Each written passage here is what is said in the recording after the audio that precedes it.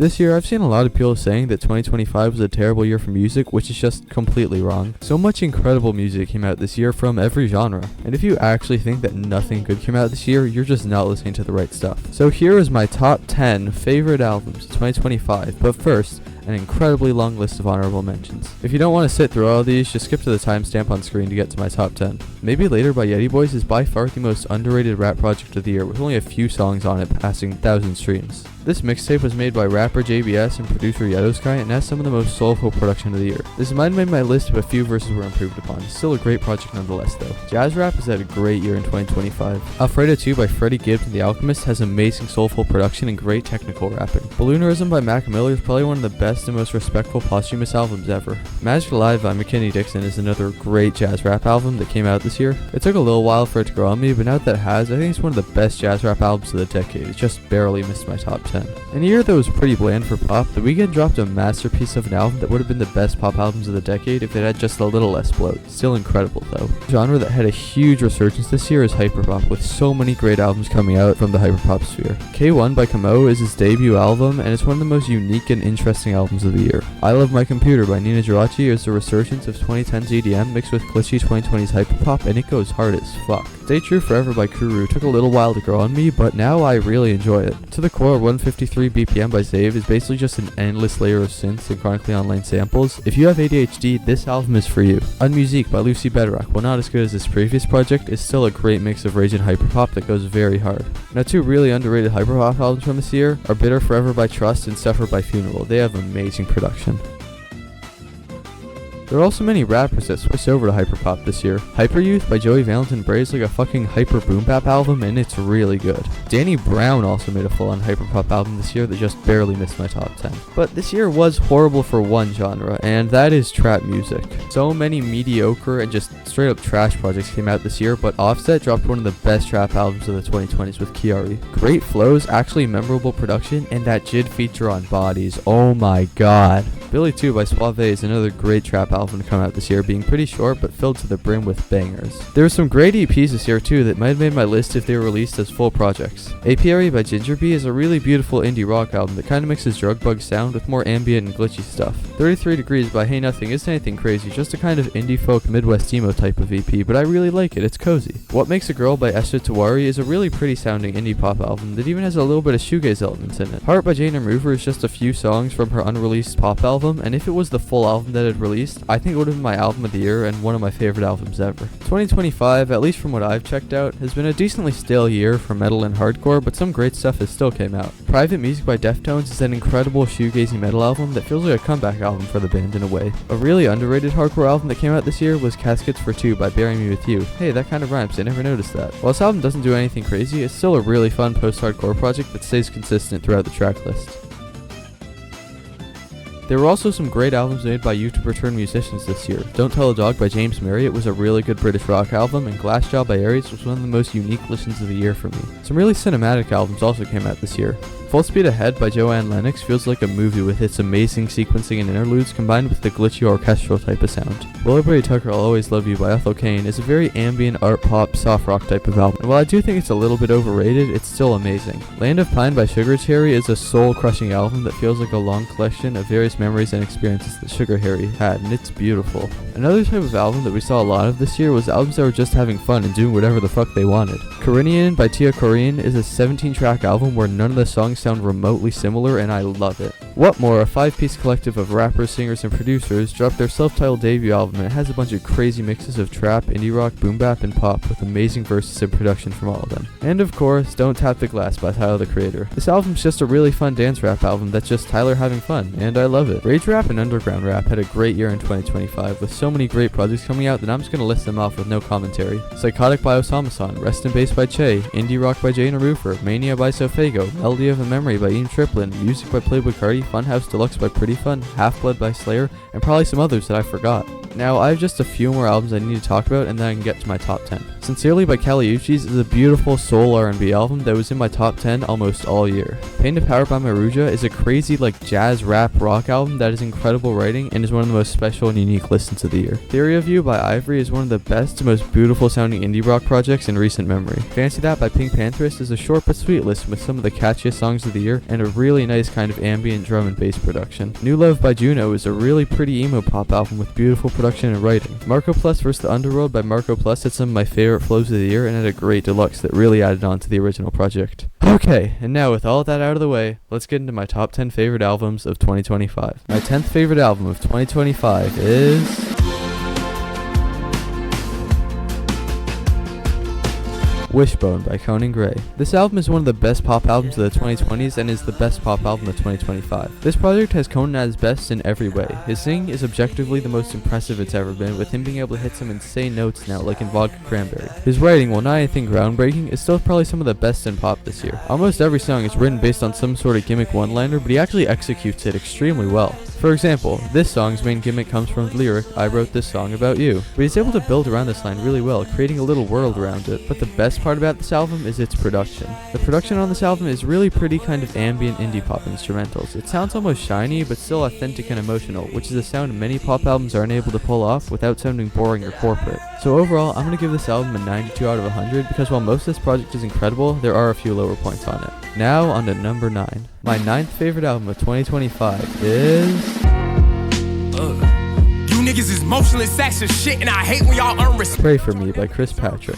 Chris Patrick is arguably the most underrated rapper of the 2020s, having an extremely consistent yet diverse discography, and Pray For Me is no different. This album goes in so many different directions, from boom bap-esque tracks to Afrobeat tracks to trap bangers, yet it all flows together really nicely. The writing on this project is also some of the best of the year, with some brilliant introspection on tracks like Ramen Noodles and Frankenstein, and incredible storytelling on songs like Hunter's Prayer, which is one of the best songs of the year. Chris's delivery is also insane on this record, having more energy and passion than any other rapper out right now. So overall, I'm going to give this album a 93 out of 100 because it feels slightly rushed. I'm pretty sure it was actually made in like a month or something. But if he properly polishes his next album, I could definitely see him getting Rap Album of the Year next time. Now on to number 8. My 8th favorite album of 2025 is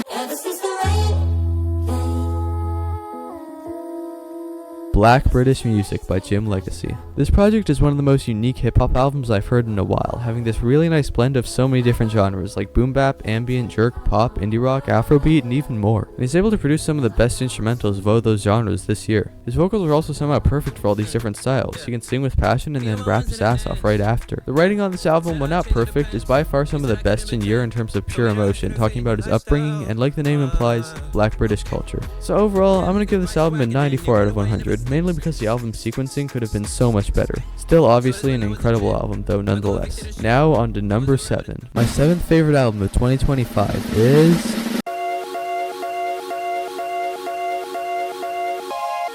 Dark by Eden. Eden has really paved his own lane in electronic music over time, and this album sounds like nothing I've ever heard before. If I had to describe it, it would be a mix of ambient, electronic, funk, pop, indie, R&B, and some other stuff that I don't know how to categorize. His writing style has always been very ambiguous and up to interpretation, and while this album does do that a lot, there are a few tracks that are a little more on the nose, and that's not a bad thing in this case. His vocals are also pretty monotone like usual, but he did definitely have a decent amount of improvement on his singing for this album. The production on this project is also incredible, like I said before, sounding like nothing I've ever heard before. The tracklist is also, for the most part, incredibly consistent and also sequenced very well. So overall, I'm going to give this album a 94 out of 100, mainly because there's one song on here that's very mediocre compared to the rest, Cold Water Freestyle. Besides that though, it's a near perfect album. Now on to number 6. My 6th favorite album of 2025 is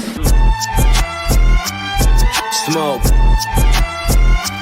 Let God Sort 'Em Out by Clips. I've seen a lot of people having this as their number 1 of the year, and I completely understand why. This album was incredible. This is rap duo Clips, made up of brothers Malice and Pusha T's first album since 2009, and is arguably one of the best comeback albums of all time. Starting this album off with The Birds Don't Sing along with this 5-track run is a fucking insane way to start off an album. This project has some of the best rapping performances of the year on basically every song, especially in the first half. But that's my one nitpick with this album. While the middle to end section is great, it's not nearly as good as the rest of the album in my opinion, so because of that, I'm going to give this album a 95 out of 100. The majority of this album is some of the best hip-hop of the decade. Now, on to number 5. My 5th favorite album of 2025 is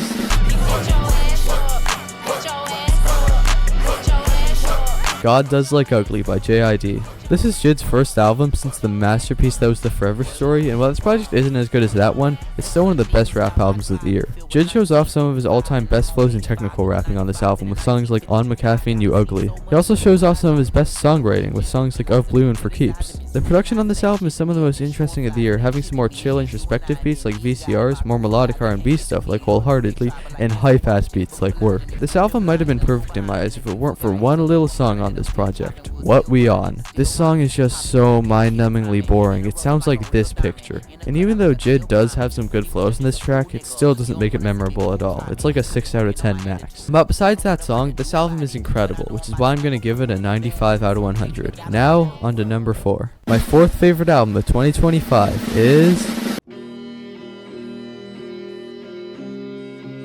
Ghost Holding by Venturing. Venturing is the electronic artist Jane Remover's side project where she makes kind of shoegazy indie rock songs. This was the debut album of the Venturing alias, and wow, it was even better than I thought it'd be. I think this is by far Jane's best singing performance ever, with really impressive vocals considering how flat and auto-tuned they were at the beginning of her career. Her lyricism is also her best ever, with this being the best written album of 2025 in my opinion. The production is also insane on this project, being very noisy but ambient rock instrumentals that are pretty reminiscent of older emo music. This album also holds the best song of the year in my opinion, being Dead Forever, which is already one of my favorite songs of all time because of how perfect everything is. However, there's one little thing that stopped me from putting this higher on my list, and that's the song Something Has to Change. This is still a great 8 out of 10 song, but compared to the rest of the album, it just falls a bit flat for me. So overall, this was incredibly close to being my album of the year, and even though it didn't, it's still one of the best rock albums of the decade, which is why I'm giving it a 98 out of 100. Now let's get into my top 3 albums of the year. These next 3 albums I consider to be perfect 100 out of 100 albums, so let's get into them. My third favorite album of 2025 is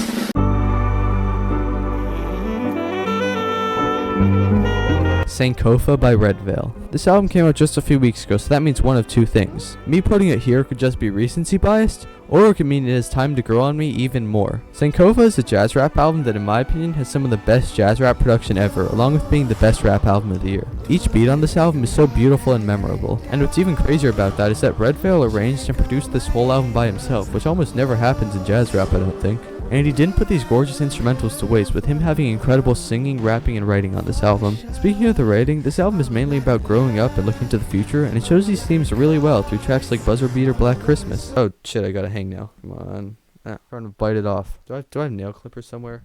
Okay, wait, I just need to get this hangnail off. Okay, I got it. Anyways, where was I? Oh yeah, this is an 100 perfect album. Go listen to it now. Now, on to number 2. My second favorite album of 2025 is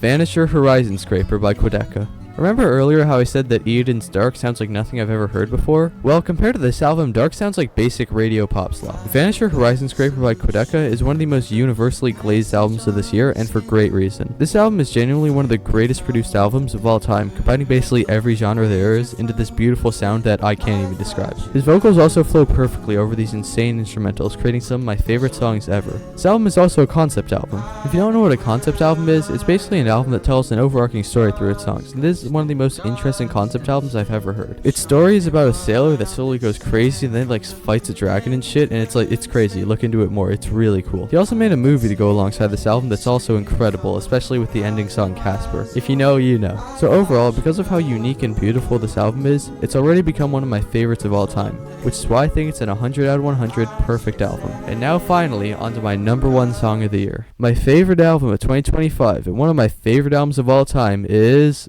Did you guys hear that? Yeah, there it is again. What is going on?